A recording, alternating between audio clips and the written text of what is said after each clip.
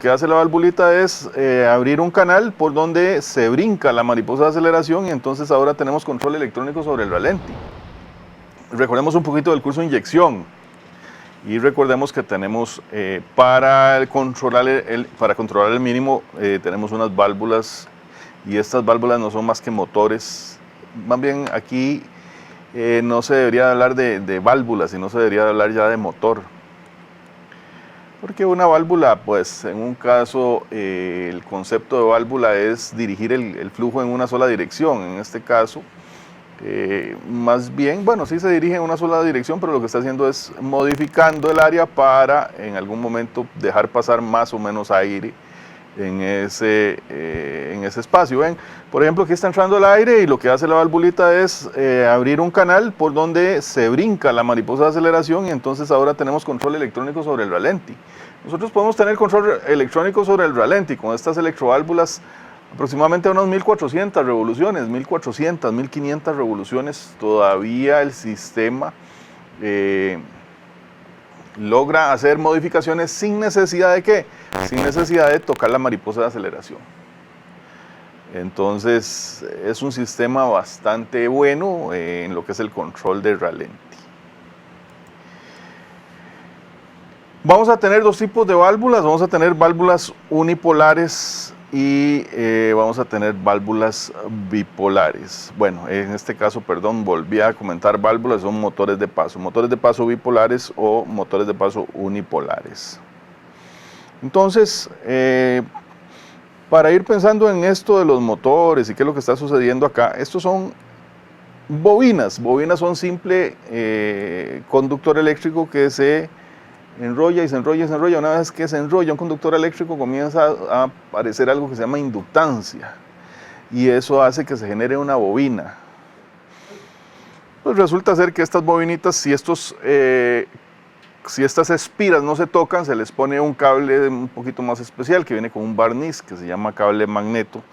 Ese cable tiene un barniz especial y entonces ya no se tocan las espiras. Entonces podemos hacer espiras y espiras y espiras y espiras y cuando la corriente circule a través de esas espiras no se va a tocar una espira con otra, sino que la corriente va a empezar a circular, circular y circular y circular a través de la espira y a salir por el otro lado de la terminal. Entonces entramos y salimos.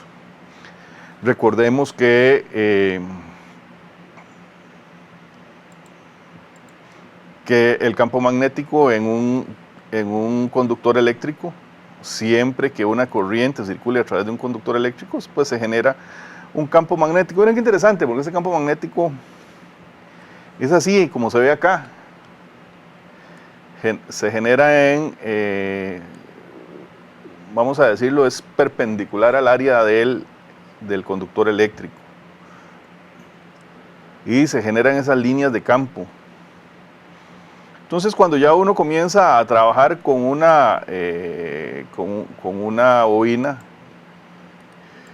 y vamos a ver, por acá tenemos una bobina, pues la posición de la bobina tiene una particularidad, que es que toma todas esas líneas de campo y las orienta. ¿Las orienta para qué? Para generar un imán, un gran imán, un electroimán. Entonces, por ejemplo, aquí hay un norte y aquí hay un sur. Entonces se genera un electroimán con su norte y con su sur.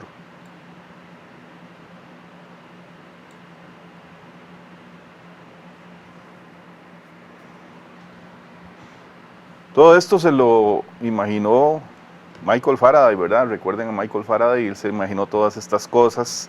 Es más, se lo imaginó para generar los primeros motores eléctricos y conocía ese concepto de líneas. Es más, fue uno de los primeros en hablar de las líneas de fuerza aquí, las líneas que se generan cuando tenemos, en este caso, un electroimán, pasa una corriente y la forma en que esta bobina se enrolle, vamos a decirlo así, o en la forma en que se hagan las espiras, así va a ser el campo magnético. El campo magnético puede viajar en el aire, sería el conductor, Pero si le ponemos algún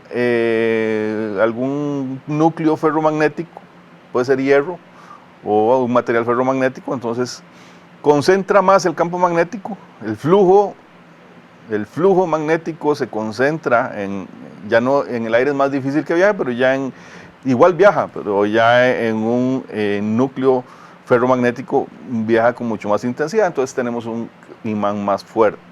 Entonces recordemos un poquito eso de los imanes. ¿Y por qué hablamos de esto de los imanes? Porque la teoría de los campos y todo nos generan muchísimas, pero muchísimas...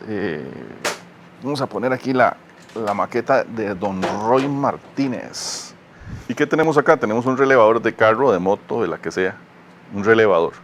Entonces recordemos que un relevador es un electroimán. Entonces, concepto de imán. Vamos a ver el concepto de imán.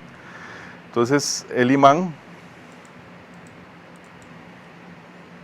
Vamos a ver, por acá está el imán. El imán se saca a partir de un mineral, y el mineral es la magnetita, por ejemplo, que se encontraba ya naturalmente, lo encontraban, allá los griegos encontraban esto y empezaban a ver que esto atraía el hierro. Entonces, ya la naturaleza está así, los momentos magnéticos de este mineral están orientados de manera de que se genera un imán. Entonces, y aquí esto son limaduras, esto es una limadura de hierro, entonces se puede ver perfectamente cómo se orientan las líneas de campo, esas líneas que se imaginaba Michael Faraday se orientan. Entonces, esto sería el imán que tenemos en la maqueta. Entonces, aquí en la maqueta tenemos un imán. Entonces, este imán, perfectamente, voy a ponerlo, yo creo que se ve mejor aquí, ¿verdad? Este imán, todo lo que tenemos imantado también, recordemos que este destornillador o desatornillador, pues tiene una punta con imán también. Si la logramos ver ahí, tenemos una punta con imán. Entonces,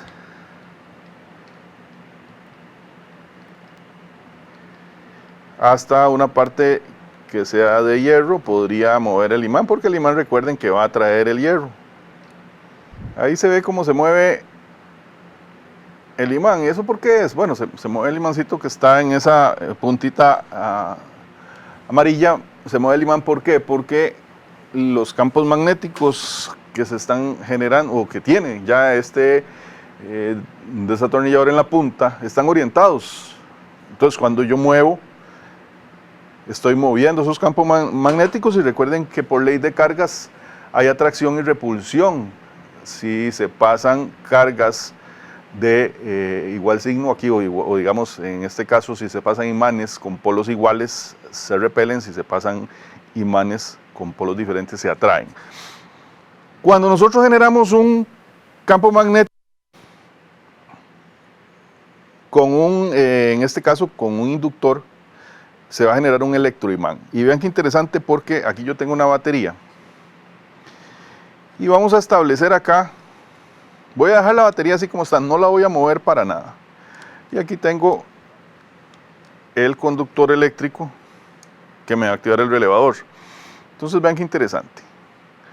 Si yo pongo, o si yo energizo en mi relevador,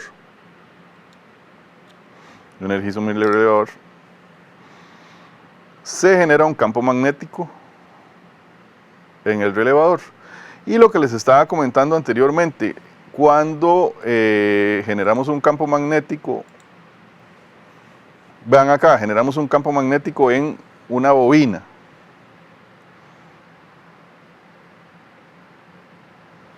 Cuando generamos un campo magnético en una bobina, se crea su norte y su sur. Pero ¿qué sucede si yo le cambio la polaridad? Si le cambio la batería de polaridad, ahora va a aparecer un sur acá, y aquí va a aparecer un norte. O sea, al cambiar la dirección de la corriente, se cambia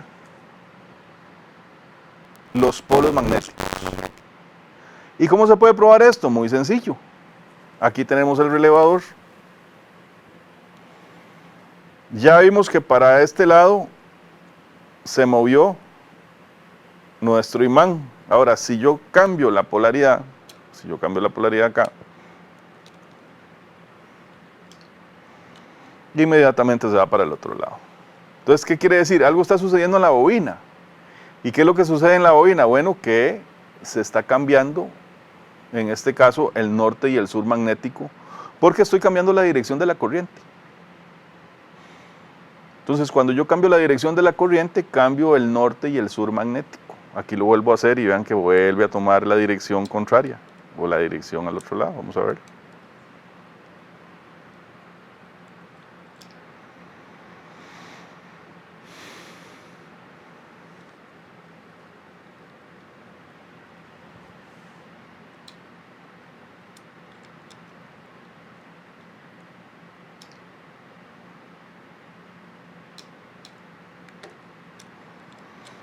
Con este concepto nos estamos dando cuenta que definitivamente cuando la corriente circula a través de un conductor eléctrico, en este caso un relevador, se produce un campo magnético. De hecho, es el campo magnético que vimos donde se atrae la lámina y hace el contacto del platino, el platino de contacto. Entonces, pero en este caso, cuando cambiamos la dirección de la corriente, lo más importante aquí ver es el efecto de que ese electroimán cambia de su polo magnético. Así es que esto es lo que nos va a ayudar acá ahora a entender mejor este concepto. Entonces la computadora va a tener un positivo fijo que puede alimentar todas las bobinas, o perfectamente puede tener dos positivos y alimentar esta, por ejemplo, y alimentar esta y tener dos positivos, y después va a tener que tener 4 transistores para